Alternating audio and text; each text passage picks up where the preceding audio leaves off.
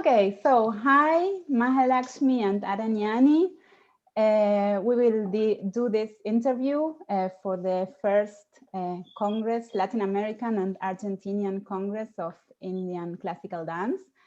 And so we've made a short list, not that short, a long list actually of questions to go to some of the topics that we find very important related to the history of dance. The subject is the importance of studying the history of dance. So with this list of questions, we hope that we can go through many of the most important topics on this subject. But if you think that there's something left out and you want to add something, obviously you're welcome. So welcome Mahalakshmi and Aranyani. I'm very thankful. We are very thankful that you've joined us. So I will ask you to introduce yourselves to start with. I go first. Okay. Namaskaram. Good evening, good morning. My name is Mahalakshmi Prabhakar. I'm a Bharatanatyam dancer based in Delhi currently. Growing up, I was in Chennai where I learned Bharatanatyam from Sri N. Selvam, who was the Natuvana of Indra Rajan, Guru Indra Rajan. After which I learned under his student Ratnamala. Later, I moved to Coimbatore, where I studied Bharatanatyam more seriously under Srimati Lavanya Shankar, who is a student of Guru K.J. Sarsa. And it was during these years that I really started looking at dance and very, very seriously. And about my path in dance, I've had a very humble path. I've not had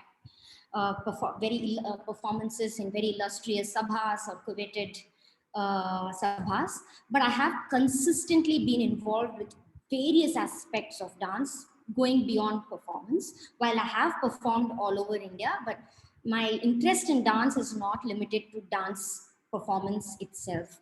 So that is about me. Hi, namaskar. My name is Aranyani Bhargav. I started training at the age of 5 with Leela Samson, and I did that for 15, 16 years. And after that, as I was entering college, I started to dig up dance history just out of curiosity and interest. And there was a combination of a disillusionment with the way Bharatanatyam was being, practiced and presented, and also just a host of things. The knowledge about the Devadasi history and all of that, it kind of took me away from Bharatanatyam for a while. I did contemporary dance, I did archival work, I did academic work, I wrote a thesis, a master's thesis on Bharatanatyam, and but finally I was drawn right back to Bharatanatyam, and so I performed solo quite a lot in India and abroad. I started a dance company called Vyuti, and so that's mainly been my path. It went my solo dance continues, but I also formed a group called Vyuti, which I wanted to start to kind of question the existing accepted norms in Bharatanatyam, and I teach, and of course our latest endeavor with Mahalakshmi and me together is recognizing dance. So recognizing dance. I always say it wrong. So that's my path.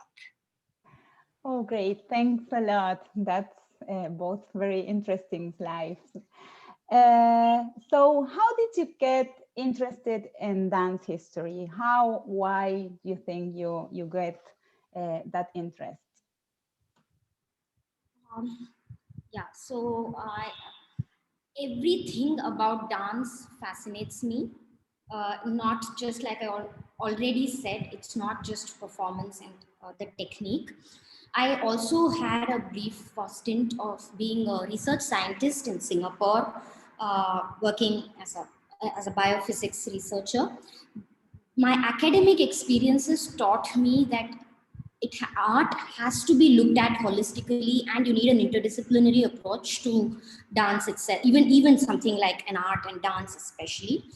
And it was almost 10 years ago that I started my college years. I started getting very involved and I started reading everything I find about dance. And when I found and I found my calling for academics in dance, and the social history of dance like immediately drew me into it. And like Aranani said, I went through a phase of being extremely disillusioned. I stopped performing for a brief while. I started questioning because there was so much spoken about marginalization, appropriation, and so on. And I was also uncomfortable about what I thought was Bharatanatyam was probably not what Bharatanatyam was supposed to be. And these questions kept me very engaged. And that got me, looking for answers. But now I'm back performing, teaching Bharatanatyam. And I'm very happy now doing Bharatanatyam. But I am happy I took that break as well, because it gave me these answers, gave me the context.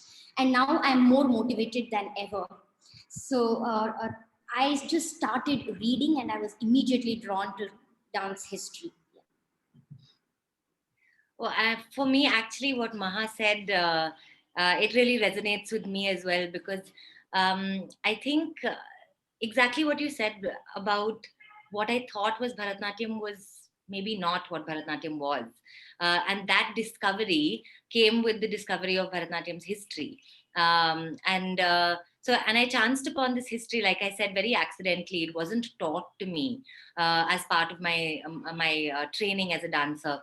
And once I did find out about the Devadasi history, I realized that it completely changed the way that I viewed Bharatanatyam as a dance form, how I internalized it into my own practice, how I understood the current politics of it and everything. So that's what got me interested in studying dance history.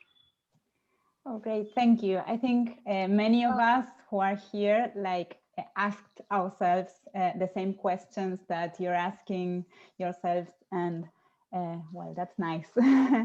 So I wanted to ask you if you think that studying dance history is important for dancers and dance students.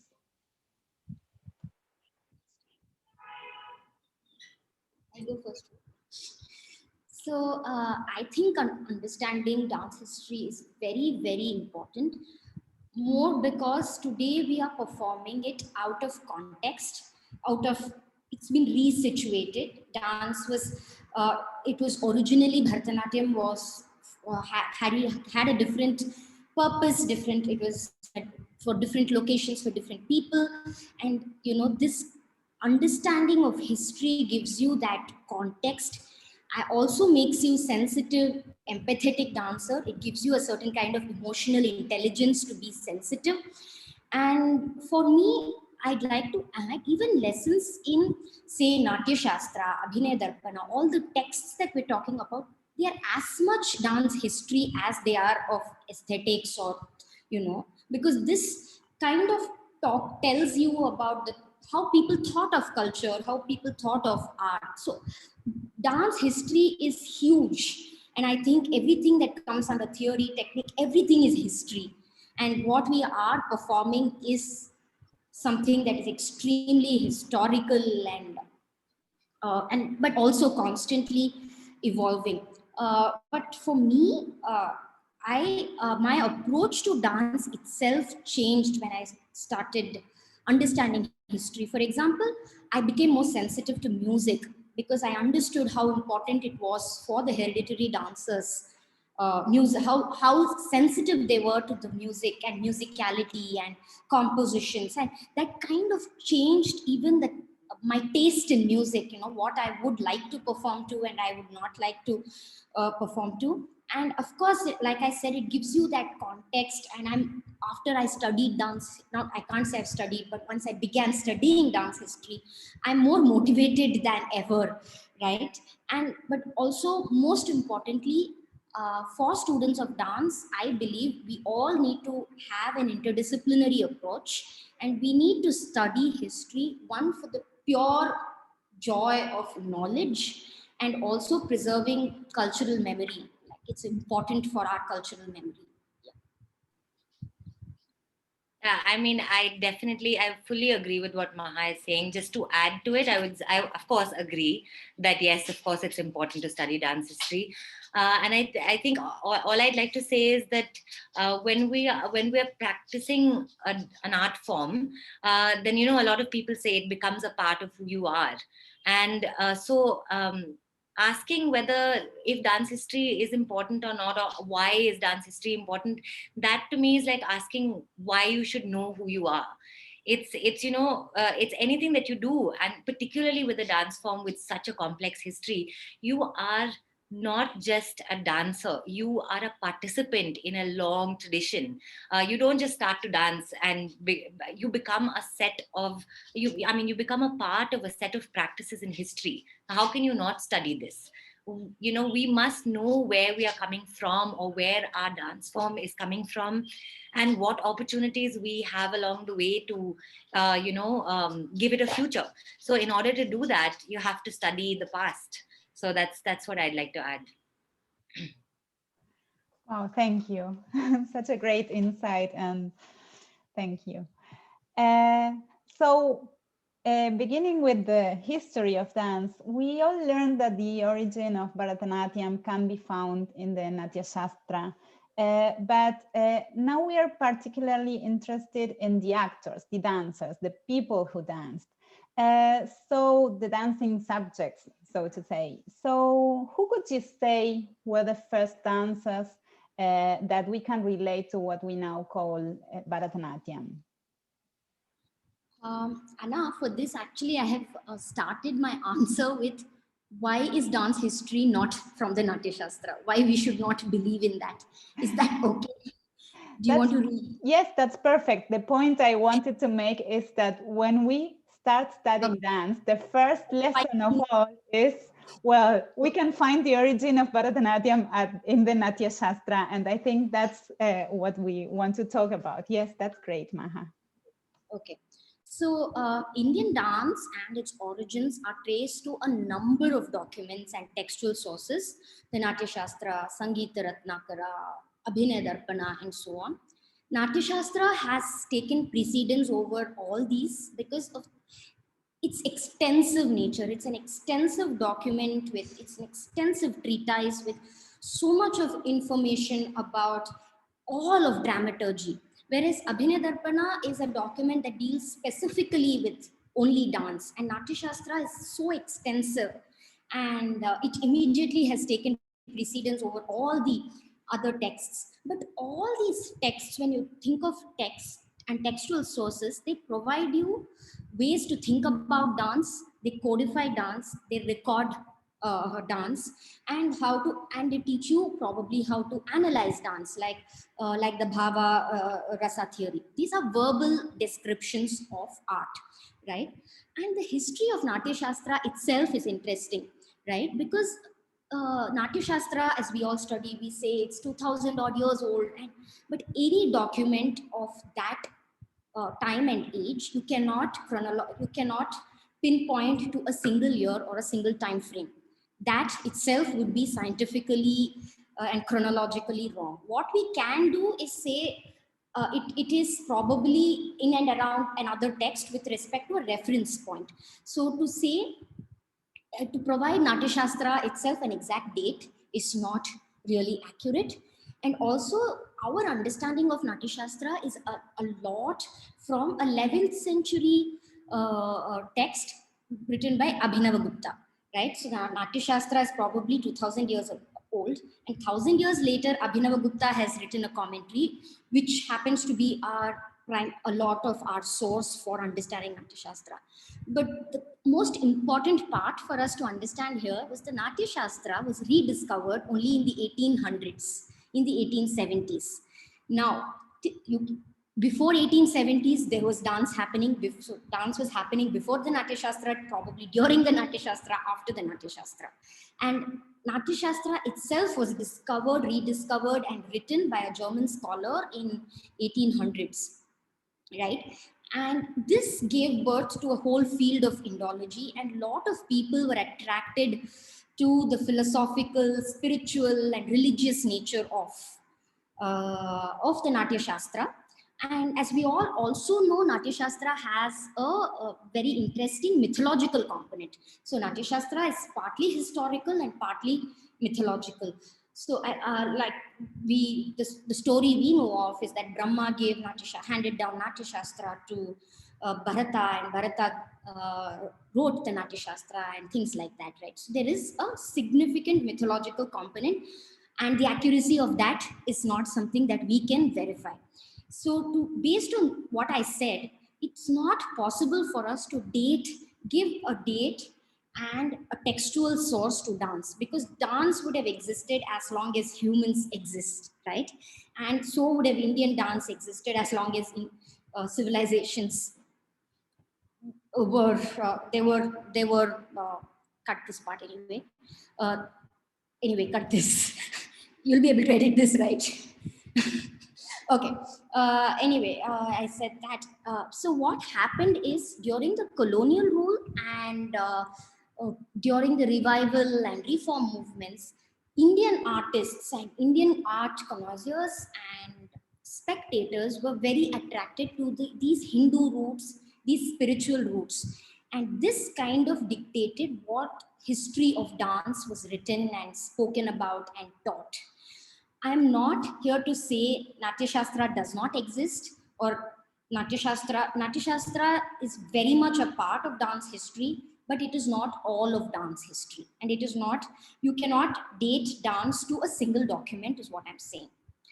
And the next part of your question about who would we say are the first dancers, I think I don't have a clear answer to that. I firmly believe dance would have existed forever before the Natya Shastra and after. But if we are talking about the Devadasis dance and the dance, it started with the Chola rule between 9th and 12th centuries in Tamil Nadu, because the Cholas patronized, were great patrons of arts. And it was around this time that temple rituals and temple protocols were beginning to be codified. So around this time, dance as a ritualistic performance must have begun. Also, etymologically, Chola inscriptions have this term Devaradiyal, which is very related to the term Devadasi and servant of God. So that is also evidence for us to give that the system would have probably started then. There was Dr. Saskia Kirsenboom's book also mentions that there were Devadasis before the Chola period, but whether they were not in the temple and the ritual context, right? So that's about. Okay, great. Thank you. Thank you. Yes, Anna, you want to add something? Of course. Yeah, I just wanted to add to what Maha was saying about the Natya Shastra, since we were talking about it. Just a small little anecdote that I remembered reading. In Richard Schechner's essay Rasa Aesthetics, that was written in 1988, he actually implies that the author, Bharata Muni, is himself a myth, almost certainly a pseudonym for a collective oral tradition, which basically implies that the Natya Shastra may not have been written by this one person called Bharata Muni, but may have actually been written over a long period of time by many, many people, as and when they kind of came back to, somebody came and wrote something, then a couple of 100 years later, somebody came and wrote something else. So I thought that was an interesting thing to also add to this. Something else, can I? Related to that. So Tamil scholars and in Tamil Nadu often mention about another document called Kuttanul. Kuttu in Tamil means dance, which is as old as probably the Natya Shastra or even older, which is again a treatise, extensive treatise on dance. Again, other Tamil literary texts such from the Sangam period, which is also 2000 years old, and the texts like the Tolkappiyam have their own Bhavarasa theory and detailed analysis of art. So it's very, that is also contested, where, to say that Natya Shastra was a single point origin can also be challenged by the existence of a parallel document which existed in the Tamil culture. Yeah. Great, thank you. Thanks a lot. About the dancers, how did their social background change along history? And what about the social status, the recognition of art, and particularly of dance performance? How did it change along the history of India? Okay, so for this, the first thing I want to say is social status of arts, past or present, depends on the patronage of arts. So it absolutely, art is for spectators, and it completely depends on the patronage. Like I already said, the organized structure of Devadasi system and dance history that we know of probably has its origins during the Chola period. And Cholas were great patrons of art, and there are inscriptions which mention that the kings brought in around 1000 AD. They brought 400 dancers to Tanjavur, to the temple, to transfer from different temples to the Tanjavur temple. So Tanjavur became this epicenter of Bharatanatyam and dance history, all of dance history that I study, or we speak of, not dance history, but Bharatanatyam has a lot to do with Tanjavur, the temple, the palace, and so on, right? But dancers added prestige to the king. Artists were considered to be adornments for the kingdom. And also, dancers attracted visitors to temple. So having quality dancers and quality, performers for the temple was a very, very important part of the temple. And Devadasi women were held during these periods in very high esteem. They were very, very respected. Some of the anecdotes I've read are the Devadasi women were allowed to chew betel leaves in front of the king. Others did not have the honor or the rights to do it. That implies the stature these women had, right? Gods in temples had to mourn the death of a Devadasi. So this is the kind of power and respect that our dancing ancestors of the temple had. And likewise, after the Cholas, there were Nayaks in the Tanjavur belt who were great patrons of art, like once again, and then the Maratha rule, who were also great patrons of art. What the changes that probably began with colonial rule. But even during colonial rule, what happens is there are scholars who say that once the kings had very little control and power over their kingdoms, they started focusing on arts. So there was a period even during colonial rules where kings patronized and abundantly sponsored and gave to the arts, right? But it was then later with the colonial rule taking a role in the judiciary and Indian elite having, with Western education, placing moral judgments, that the patronage and the attitudes towards these dancers changed. Also, I would like to say that I read recently that dancers migrated even before these contested reform revival movements to the cities, even much before these movements began, right? The migration did start. So once these migrations started, it gave birth to a new kind of patronage where there were zamindars, there were local patrons, and there were local rich elite patrons, the Mudalayars and so on, the other communities. Now these kind of patrons, with these kind of patrons, there was a different kind of patronage, and I think it is during these times that dance can be called as a profession, right? For the temple ritual Devadasis, it was what is called a vritti, a murai. It was a way of life.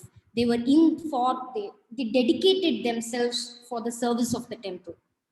And it was a way of life. And art was a part of their duty, not all of it, right? So, so that is when I think, when the migration to the cities happened, is when I think you can call dance as probably a profession. But with the Devadasi system, although they were patronized, they were given a lot of iman, they were given a lot of money, they were given land, it was still not really what we know of today, in today's understanding of dance as a profession. Yeah. Aranyani, you want to add something? Yes, great. Thank you. Aranyani, do you want to add something? Oh, you're muted. You're muted as always. As always. Yeah, no, I was just going to say that, no, I think Maha's got it covered. Okay. Okay, great. Thank you. Yes, that was a lot of information.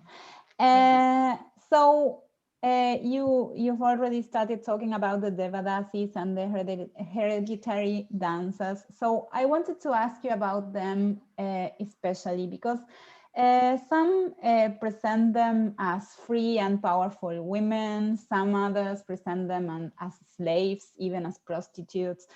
So these categories are probably all wrong and not that easy to apply to them. It's probably useless trying to label them according to these categories. So maybe a form of approaching the subject was to understand what their life was like, what was their position in society and in arts. Yeah. So part of this answer, I think I've already given an elaborate answer, but it's okay. For this question, one of the first thing that I want to bring to notice is a very contested issue, is that the term Devadasi itself, we think of is an umbrella term. It has a lot of different kinds of sects within this umbrella community of the Devadasis. All the different sects were probably ritually dedicated and so on, but each of them had different roles in the rituals and different purpose in rituals.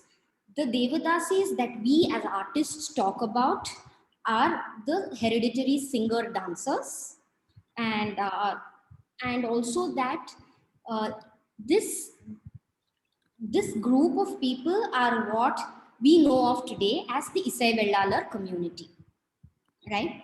But the Devadasi also is very often confused for a caste. It is not a caste, it's a community from who could be recruited from different communities. Not any community, but a certain set of, again, upper caste community. Like I already said, they were very, very auspicious women. They were held in the society with a lot of respect. And they're also known with the term Nitya Sumangali, which means they are ever auspicious, because they are married to the god, to the patron deity they are married to. And there is, they were all auspicious, and having these women around was considered sacred. They were synonymous to vitality, abundance, all the positivity, and they were also considered the important forces in society to fight evil, right? So all of these factors, because of all of this, they were held in really, really a high esteem and prestige, right?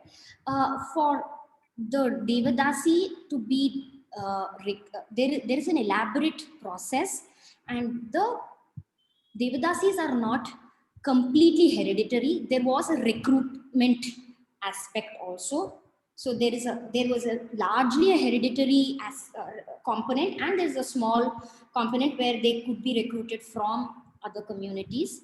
And the hereditary did not always mean they could be dedicated to a temple, because they had to go through a ritual, an application process, just like we would apply for any job. They had an elaborate application process, and once And they needed, so this is what I meant when there is a hereditary component, and then there is a component of technical virtuosity, right? They had to be technically proficient to be in the temple and to carry out these rituals and functions in the temple. And following this, the temple dedication protocol was also very elaborate. If you all read Dr. Saskia Kirstenboom's book, she refers to a 6-step protocol of how Devadasis were dedicated for ritual service and dedication to temple. And the whole process took like almost 6 odd months from application to getting actually dedicated, right?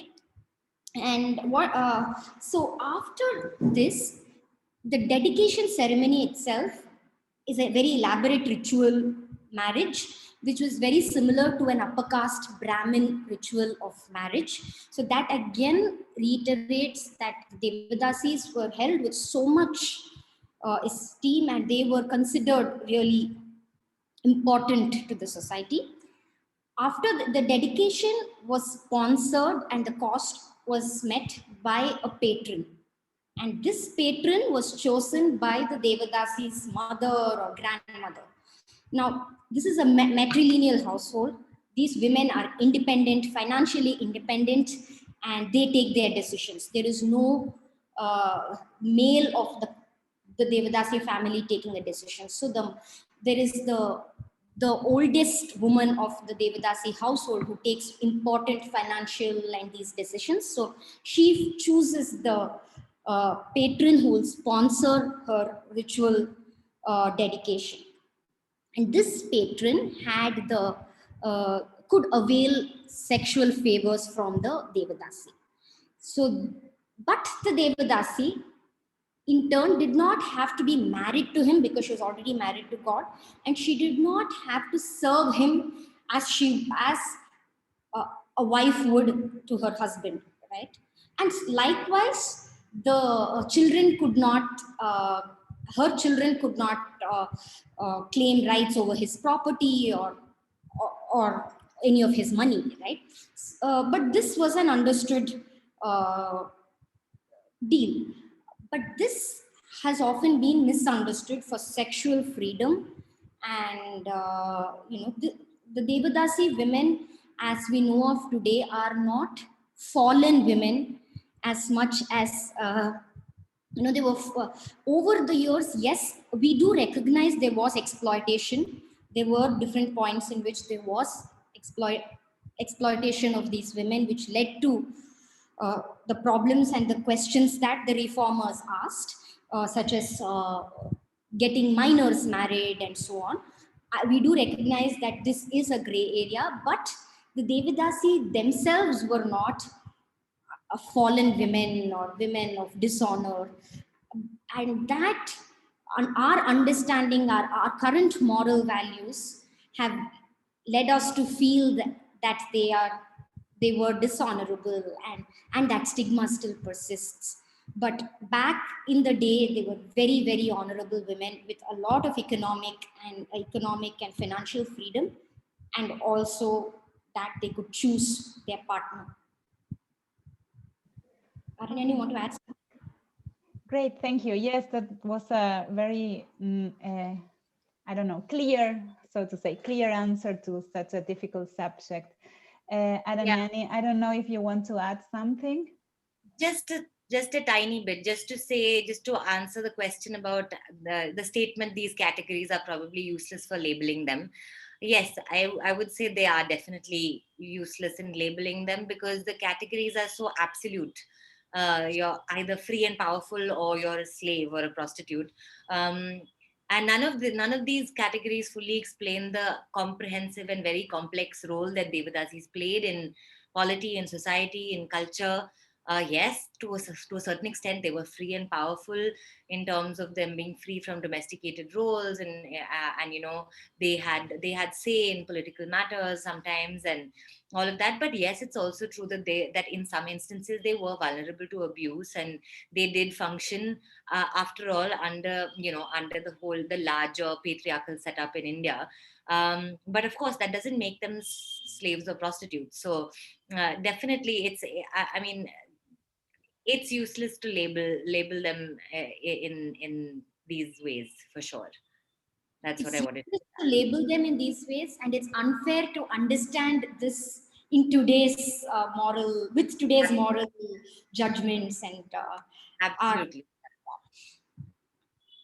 I mean, even monogamy is something that is that you cannot judge monogamy from today's standards, given the fact that just maybe a few hundred years ago monogamy was not the norm at all. So how can you judge somebody for not being in a monogamous relationship when monogamy was not a big deal at all in that society or in that time? Yeah, sure. Yes, absolute categories are always useless in the end. So thank you. So following with the life of these women, I would like to ask you, when and why did their lifestyle started to change and be questioned, and how did this affect their lives, and if we can relate this to the history of the country and its colonial past? Okay, so there is a lot of debate around the question of when the lifestyle of the Devadasi women began to be questioned, and but I think the anti-notch movement is definitely a very significant moment in history as far as this question is concerned. I mean, in the late 1800s, the stirrings of the anti-notch were already underway, and there are different theories on how this affected their lives, though. And I'm giving this information from a couple of people who I spoke to, who have actually directly been in touch with women from hereditary dance communities. So some say that the anti-notch movement itself was very devastating for the livelihood of the hereditary courtesan dancers. Others say that it was the Madras anti-dedication, the Devadasi Act of 1947 that really, put the final nail in the coffin as far as their livelihoods were concerned. Still others will say that it was much later during Indira Gandhi's, rule in the 70s that their lives were really, really adversely impacted because of some of her policies. And I think that just tells us that there's no one absolute truth here, because there are multiple truths and multiple lived experiences, and it comes back to the same point that Mahalakshmi was making about all the Devadasis being clubbed into one umbrella term, but actually them being such a heterogeneous lot.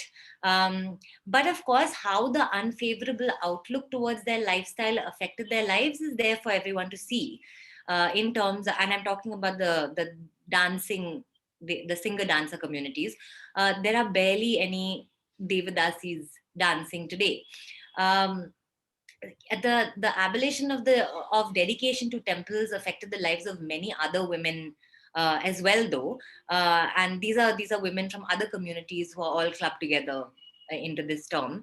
And Maha has already mentioned this, but I want to reiterate this point because it's led to a lot of damage to this discourse in the past. And this is the fact that we don't understand the term Devadasi properly, or we don't bother to listen to what people are saying when they're talking about Devadasis. It's because this term is such a problematized term.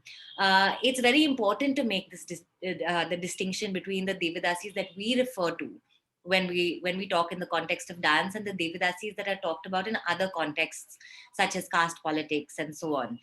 This lack of distinction has led to a huge amount of misinterpretation and a lack of understanding on both dance history as well as the history of Devadasis in general. And like I said before, the Devadasis are not a homogeneous lot of women. Devadasis from different regions do not have the same lived experiences or practices or rituals.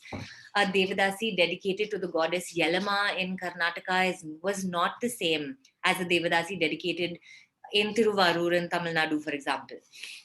Now, as far as the colonial past is concerned, this also is a very complex question. Just as everything about this history is complex, actually. The degree to which colonialism was responsible for the disenfranchisement of the dancing Devadasis is also contested. In my view, colonialism did play a role in their disenfranchisement because colonialism is what led to the nationalist movement, and that was largely led by upper caste Indians and also by nationalistic sentiment that was desperately seeking a proud, distinctively Indian identity in the wake of independence. And so these Indian leaders were hell-bent on proving to their colonizers that they are sophisticated, they are Western educated, they are civilized, and they don't need to be under colonial rule. And this meant, for some reason, distancing themselves from various practices, and that included the Devadasi system, which did involve magical realism as well as non-conjugal relationships, neither of which fit into this modern Indian nationalist idea of India. So I have to say that it's important to say that I'm not blaming the British for this. This is something that I've been accused of doing in the past, but I'm not absolving them entirely either. I think it's something that you have to see. There's a gray area there. Having said that, the primary responsibility of the disenfranchisement of the Devadasis lies squarely with the Indians and the Indian leaders who were leading India into independence. These are the Indians who saw themselves as the leaders in terms of politics, society, and culture. So, of course, they played a huge role in this formation of India as a nation for the first time. And so I'll end by saying that it is interesting, however, to remember that the Devadasis underwent tremendous scrutiny and stigma and ostracization for things that very much still exist in society today. Dedication of young girls still continues. Dance still continues. Private gatherings where raunchy dances happen still continue. Dance bars still exist in India. The male gaze is still a very, very big problem. Women are not safe in this country. And we are definitely still a superstitious country that believes in, the dispelling of the evil eye. We all have aunts who, will do these rituals for us. So why were we so against the Devadasis existing? They represented all or at least some of these things, or they were supposedly representing these things. I don't know if that answers your question. So, yes, I think so, definitely. But I don't know if Maha wants to add something. I just want to I pick out one of the lines from Saskia Kirstenboom's book, which really impacted me and summarizes what Aranyani just said. She says the anti-Notch, anti-Devadasi movement eliminated the most prominent class of Nitya Sumangalis, but the basic cultural motivation exists to date. And I think that beautifully summarizes what Aranyani said. Right. But if you were to point out some specific dates, the 1947 was when the bill was actually passed, but the agitation began much before, and as early as 1920s, there was a bill that passed which prevented minors from being dedicated in temples. So, but there were still behind the door ceremonies where minors were dedicated, but there was a law passed. And still are. And again, 1927, I think, is when Muthulakshmi Reddy started spearheading this movement and took it further. But it started much before the actual, 1927 is when Muthulakshmi Reddy started, being actively involved. But even before that, the motivations for anti-Notch began. Okay, great. Thank you both. So following with the history, so to say, what can you tell us about the revival movement and the narrative about the origins of Bharatanatyam? And related to this, I think the question about cultural appropriation is really interesting, given most of Latin American Indian classical dancers are not Indian. We're just Latin Americans studying Indian dance. Yeah. Okay. So this is also a multi-layered question, and so my answer is going to be long. So I apologize in advance. But let me just start with the question of revival. I'm not very comfortable with the term revival, to be honest. I mean, I think you revive something that is dying. I'm not very clear from everything that I've read about whether the dance form was dying or whether that culture was unwittingly killed. And I think it's quite difficult to say with absolute certainty that the dance form would not have survived had it not been rescued. We just don't know what would have happened had the revival movement not happened. So that's why I don't know if revive is actually an appropriate word to use. And I don't think that the Devadasi dance was revived. In the period of so-called revival, I think instead that a modern dance form was created, and we know it now as Bharatanatyam. I mean, the term itself is not new. It's not a 1930s term. There are Bharatnatya and Bharatanatyam were terms that were used earlier as well. But I'm saying the dance form that we now call Bharatanatyam is, in my opinion, a modern dance form. So it's not a revived old dance form or anything like that. In my opinion, it has clear, visible links to the Devadasi dance in some ways, but in other ways, it is almost entirely severed from it. It is performed in a totally different setting. Maha's already mentioned this. Now it is performed on the proscenium stage. It's not performed in a temple or a court or even a private gathering.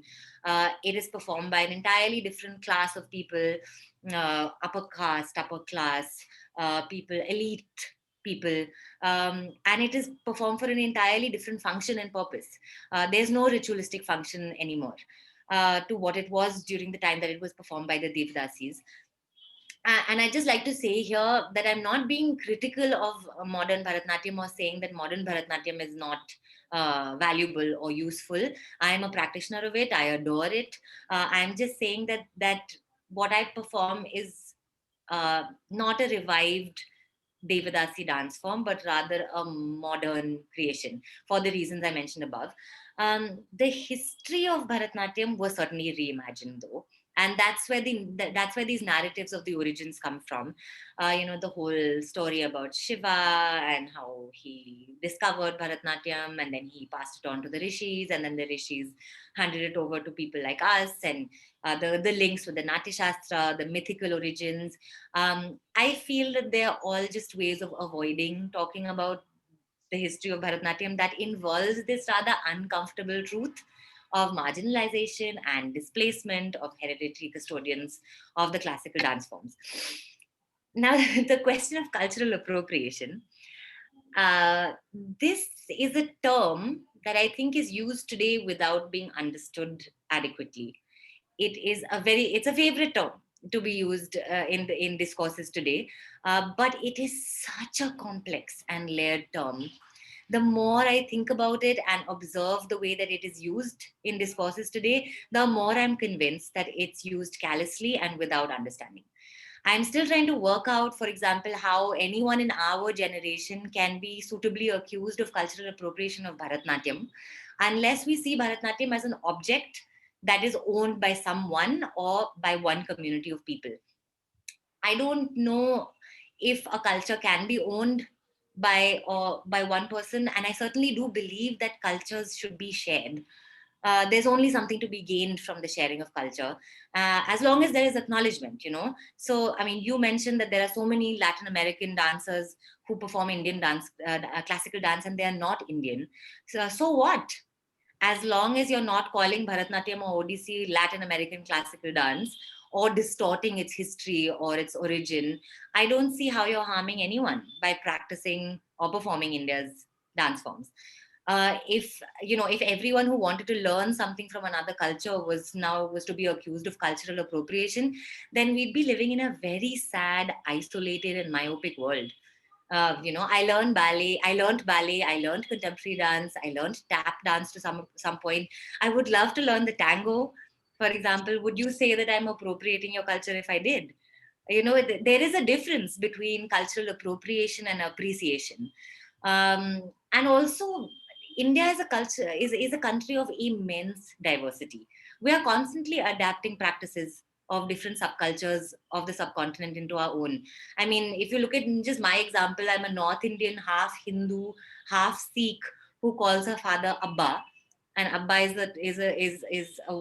the term for father amongst Muslims, and it's an Urdu term. I practice Bharatnatyam, which is a South Indian form. I am not South Indian.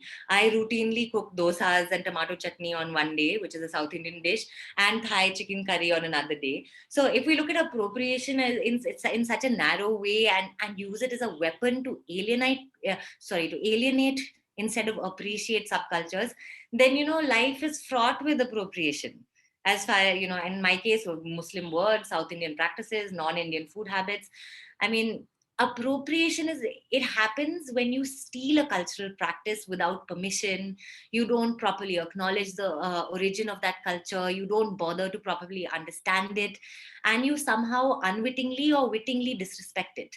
When we spoke earlier about imagined narratives, for example, about Bharatnatyam's origins, I do believe that would result in cultural appropriation, because it involves the erasure of hereditary artists by saying Shiva, Nataraja, Bharata Muni, Natya Shastra, and not coming to the real history, which involves, and kind of washing over this entire period as a corrupt period of decline under the Devadasis. Yes, when you go with that narrative, then you are definitely guilty of cultural appropriation. But and we are in some ways, without even realizing it, guilty of appropriation in some form. All of us are. But to say that everyone practicing Bharatnatyam who is not from a hereditary dance community lineage is appropriating the dance form, to me, is a bit of an overstatement. And we don't have time to go into more detail, but I will say this, that I think the question of cultural appropriation in the context of Bharatnatyam, it needs serious study and much deeper understanding before this term is so brazenly used as a weapon. Great, thank you, Aranyani, very clear. And Maha, I don't know if you want to add something or just leave it there. Okay. So you started speaking about the relation between present Bharatanatyam and that dance performed by the Devadasis. And I want you to ask you something, to speak us a bit more about that. And in particular, what are aspects that have been lost, and for example, sexual aspects of the dance, or the characters, or items in general. How do you see this? Well, I mean, you can definitely see the imprint of the dance of the Devadasis on modern day Bharatnatyam.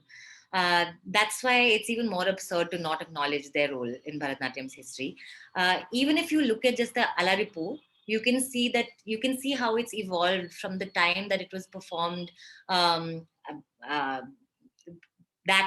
dance was performed in the temple, in the courts. The way that even just from YouTube, if you search for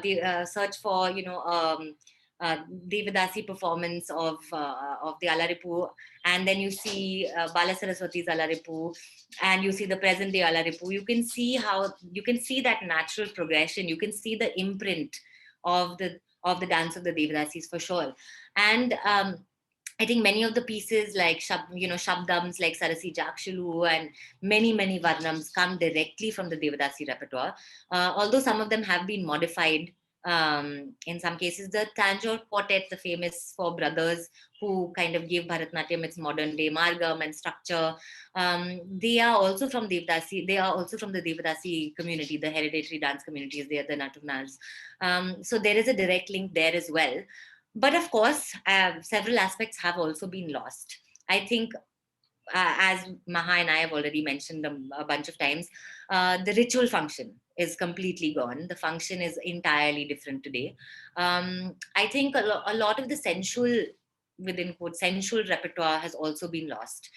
And bhakti and shringara, devotion and sensuality, between which I think a differentiation arguably didn't exist when Devadasis were custodians of the art form, are now very distinct categories in dance. So in that sense, the dance repertoire is a bit dismembered, strictly in the sense that when once upon a time one piece could embody both bhakti and shringara, it could have devotion, sexuality, sensuality, spirituality all at once. Today we classify pieces into either a bhakti piece or a shringara piece, and even within shringara there are rules about how much shringara is too much. So of course these aspects have been lost. I mean, recently we were having a discussion about certain javalis that are performed, and whether whether it's appropriate to perform them in this setting or that setting. And so yeah, that debate is definitely something that started after the reconstruction of Bharatanatyam, and it continues till today. And it was not a debate at all. I mean, it was not something that was a dichotomy in the brain of the Devadasis at all. Maha, do you want to say something? You want to add something to this? Yeah, I want to add a few more things. One, because it was there was a significant ritual repertoire. Let's say let's say the kautvams. They were very simple because they had a ritualistic purpose. They weren't probably, the number of repetitions weren't as many as the number of times we would do it. They were very simple, and the adavus that were done, because it had a very ritual. It had a purpose and a duty. Whereas now on stage, we want to beautify, we want to show our prowess, and we have so many things to prove to an audience, right? That was different. So there was a certain simplicity in their repertoire, which was not like, at least in the ritual aspects. The other thing that I really, really want to add here is, again, when I say Bharatanatyam, I go back to Tanjore, because Tanjore happens to, definitely a lot of history we talk about is in and around the Tanjore district, right? So again, here it's Tanjore was ruled by the Cholas, who had Tamil as their court language, then the Nayakas, who had Telugu as their court language, and then the Marathas, who did not remove Telugu from court language, but added more languages to the court, right? So all these languages and influences, by the time the Tanjore quartet and during the Maratha rule, it was very ripe and fertile artistically. It was extremely multicultural, multilingual. So it is very interesting how in the past they absorbed influences. There is evidence of Persian influence in dance. And even like by the time the Marathas came, it was like a literary corpus being added, and it was a collection of such rich literature. There was even the term sadr, which is historically or I mean, which was once which the term used to describe the dance earlier.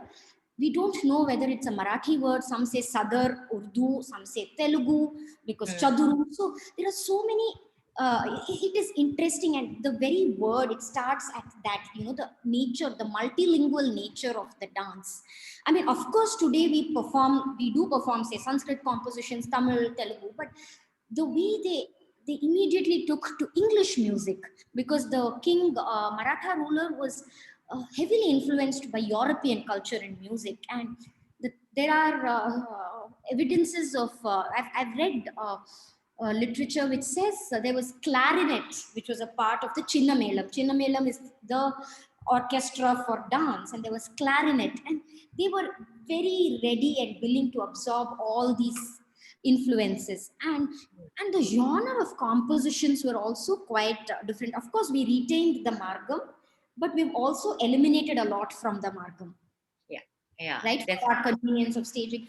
And even there were like yakshaganas, prabandhas, there were whole dance dramas, Kuravanji natakams. Of course, in we have revived and we do stage these things in isolation here and there, but we have lost a lot of the multicultural aspects of the history, is what I would like to add. Great, thank you. Thanks, Maha. So coming to the present day and the present debates, I would like you to tell us a little bit about the present debate on hereditary dances communities nowadays and the anti-notch movement and the so-called revival movement. Yeah. So I think the present debate is an extremely important one, because I think for several years these debates didn't take place so openly. And I also think that because of these present debates, the status quo is being shaken up a bit, and marginalized voices are finally being heard, and people are talking about acknowledgement and reparation and so on. But at the same time, I have to say that at the moment, and maybe this is just a natural first step in a debate such as this, but right now it's quite a mess. There is a massive divide in the dance world in India, and I think perhaps even outside of it. There is one side that is constantly making excuses for appropriation that did take place in some form in the past, although I would not use that word for it. And they cannot see any shortcomings or any limitations in the movements of the past or in that history, and in the journey that has led Bharatanatyam to become what it is today. There's always excuses for why things happened the way that they did. Then there's the other side that totally vilifies the movements and the participants in it, refuses to acknowledge that the participants did contribute to something that happened, something valuable at least, and therefore sees the current practitioners of Bharatanatyam as pernicious.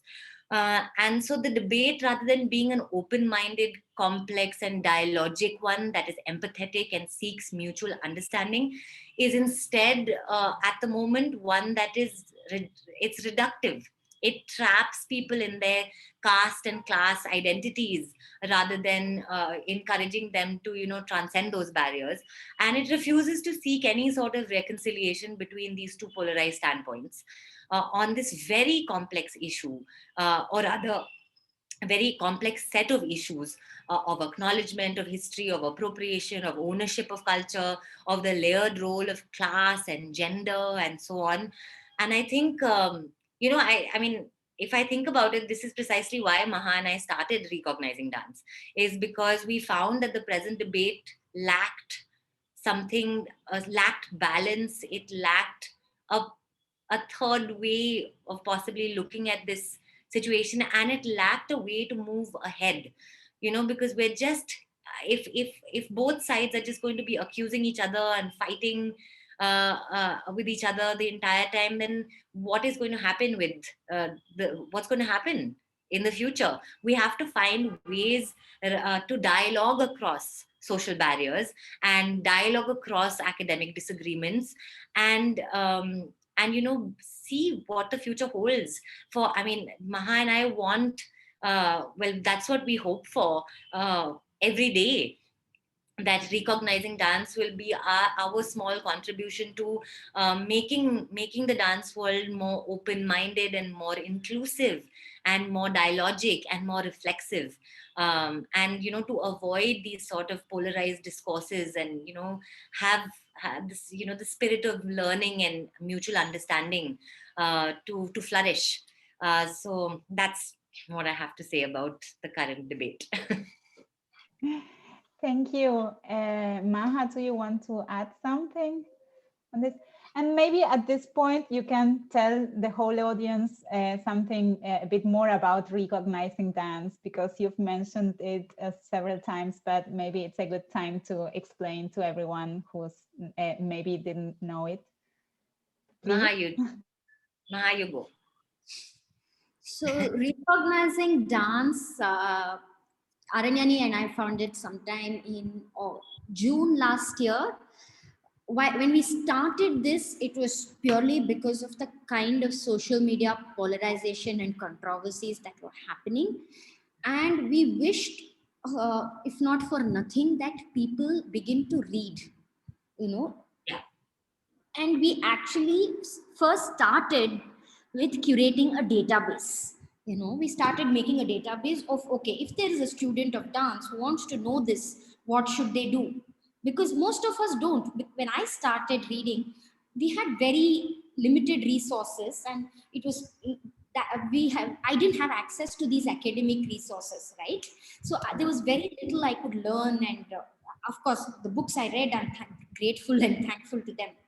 It started as that, but then we realized, why not we bring these scholars who've written these books to talk to an audience who's otherwise shy to approach them, probably, or otherwise hesitant to read. Some of our initiatives, we know of people having read the books after. Although we encourage people to read before they come for the discussion, a lot of them are motivated to read after. So recognizing dance began because of this, just purely because of the social media polarization.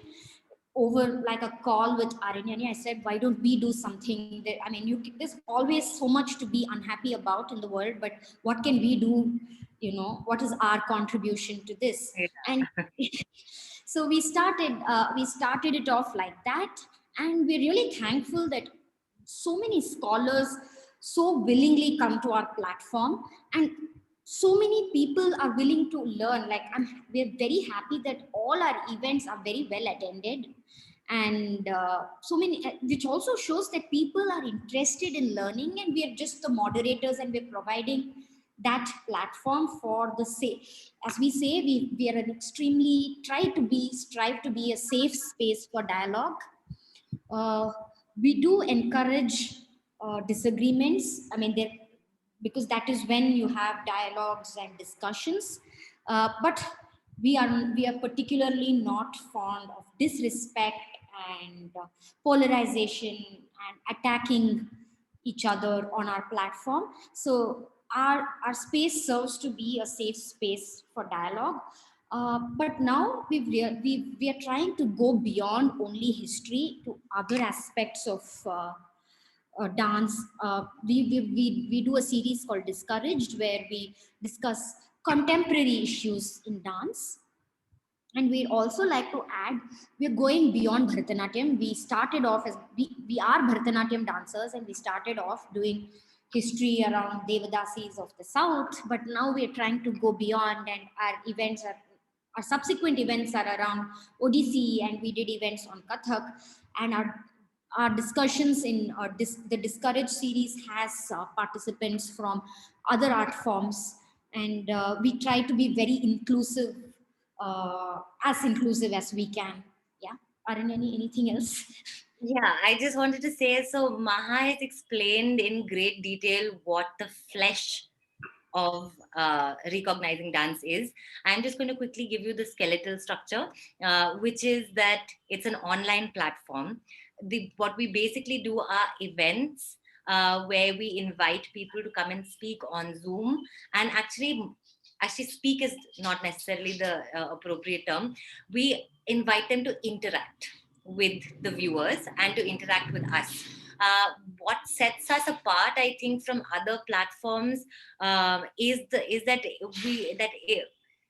we don't invite people to come and give a lecture or to give a speech or a talk. It's more about the content of their work is already read by Mahalakshmi and me, and then we ask questions to her or him, or the speaker, and then after that, very quickly we ask a very small amount of questions, and we quickly open it out to the viewers, so that the viewers can have direct interaction with the speakers, whether they are scholars or whether they are practitioners or whether they are young dancers or whether they are art historians or anything. And I think the other thing I'd like to say was, just to say that all of our interactions happen on Zoom, and this is something that we've discovered is one of the things about the pandemic that we really took advantage of is that since it is all online, we went to the moon and back to kind of spread awareness about this platform across borders. So we try to keep the events at a time that as many time zones can attend, and so it's not just a platform that's limited to Indian audiences. It is something that Anna, you were there on one of our events, or not more than one of our events. Yeah. So, that's what I think we really understood, recognizing dance as a platform where we can break those barriers and, dialogue across barriers, dialogue across borders. So yeah, we're very excited and we're very proud of the platform, actually. Yeah. Yes, and you should be. It's a really great platform.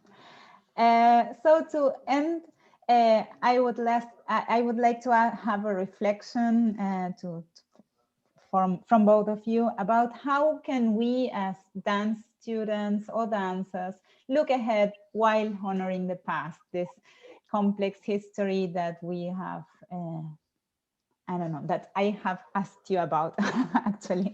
So how do you think that we can look ahead?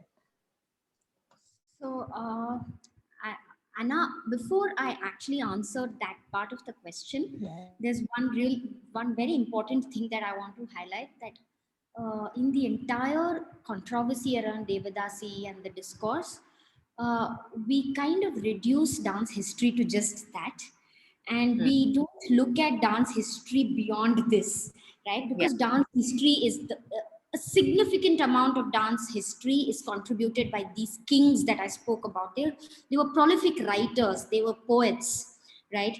There were so many composers, there were so many Natuvanars. So there are so many important aspects of dance history that also have to be honored and studied in our discourse of dance history. So I'd like to begin on that note.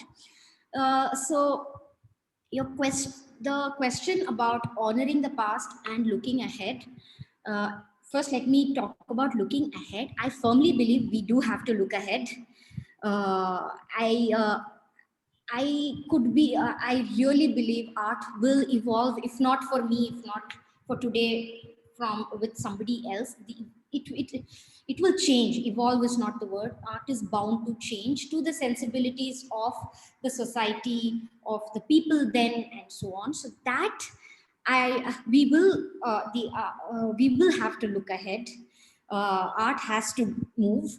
About honoring the past, one of the important thing I think is acknowledging that there is an alternative aesthetic. Today, our understanding of Bharatanatyam is that we have a very rigid understanding, right? That some certain kinds of dance is perfect and certain kinds of dance isn't. A certain understanding of posture, certain aramandi, certain kind of costumes, certain, we have this angles, lines. These are the terms that we use all the time. And we need to acknowledge, to honor the past, we need to acknowledge that there is another aesthetic, and that other aesthetic is, there are performers of the other aesthetic even today, and we need to acknowledge and respect that. And I think this is one way of us honoring the past. The other thing is, already what I said, is to read everything that you can catch hold of. And like I also said, Natya Shastra is an important part of dance history. The Abhinay Darpana is an important part of dance history. So it's important for us to read everything and come to an informed understanding. And you need to get that for yourself. And which is what we are probably trying to facilitate through recognizing dance. But you have to spend quality time reading history to acknowledge and honor history. And the other very, very important aspect I think we have to do today is to teach this history.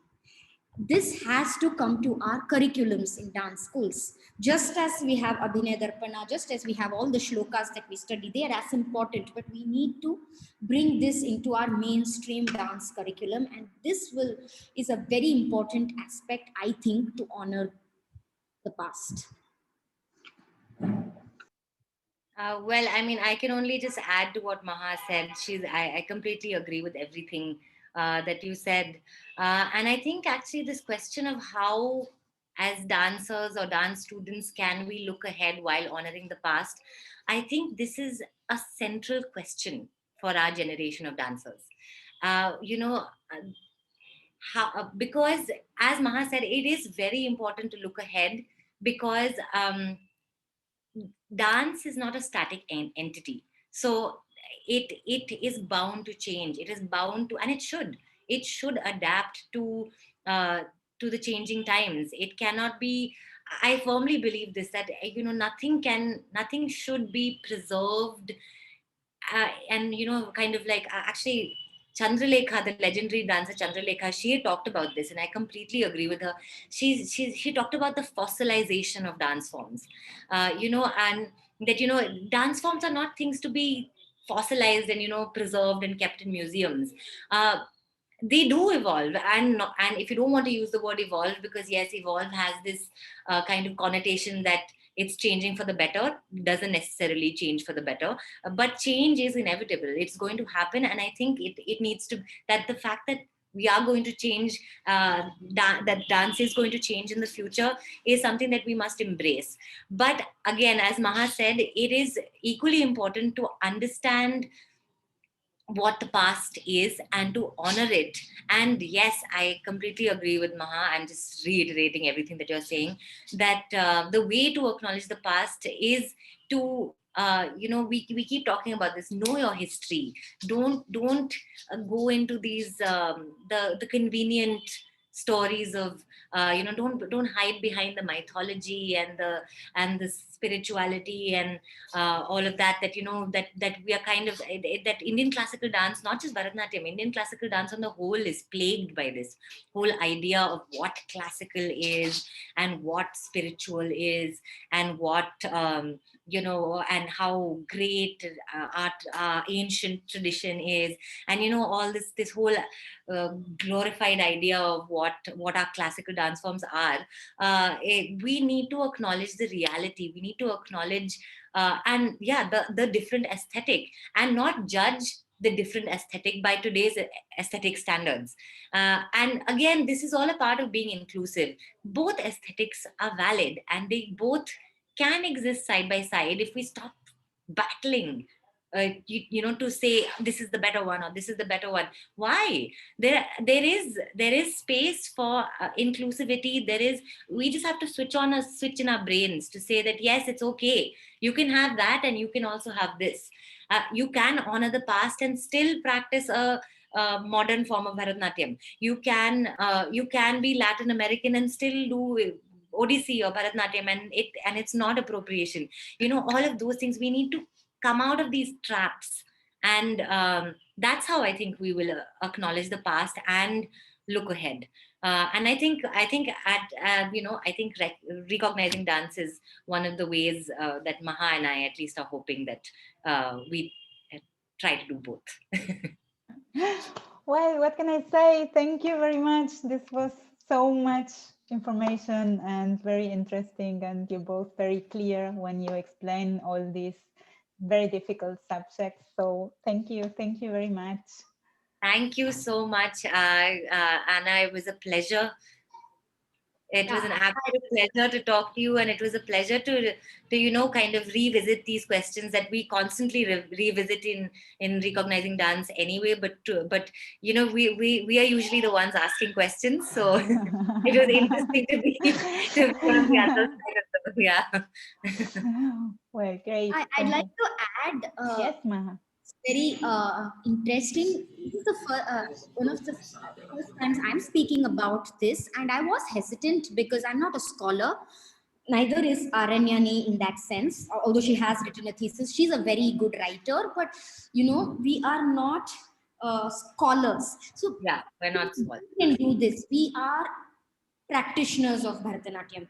And we continue to be practitioners of Bharatanatyam, and this is something we're doing on the side, right? And this is important for the community to understand that, it has, if we are here today, we are not scholars, we are one among you, we are also trying to understand. So it's important for us to engage with this, and not just, this shouldn't be in academics and in the bookshelves. Yeah. Oh my God. Now I also want to say something to this. Because Yes, of course. You're so right, Maha. Because I'm still recording, so. All right, yeah. I mean, there is a difference between scholarship and practice. And I think, and again, both are very valuable and valid professions, and they're both needed for a comprehensive understanding of dance. But I think the fact that we are not scholars and we are practitioners, I think is something that's important, because I think that's what we need. We need more practitioners in touch with scholarship, and we need, I think, perhaps more scholars in touch with the practice, because we need to bridge that gap also between scholarship and practice, because it is very different to write a book about dance if you don't practice dance, because you don't embody it in the sense that practitioners do. And at the same time, it's very different to kind of it's very different to actually embody what scholars talk about in your everyday life and everyday practice. So there is also this constant kind of, I feel it, I don't know if it's very vocalized, but there is this kind of tug of war between scholarship and practice also that's constantly happening. And that's just yet another bridge another gap that we need to bridge. Well, yes, totally. And that's why we thought of you and not of scholars to make this, to have this conversation with, because I think we as dancers or dance students, we all ask ourselves the same questions, and maybe we've learned the things we have to unlearn and relearn in the same way somehow. Even in India, in Latin America, wherever we studied, we all had the first history, which is now we want to unlearn, relearn. So I think that's different. The approach we have as students or dancers is different than the approach that a scholar has. So, well, thank you. Thank you so much. I stop the recording now.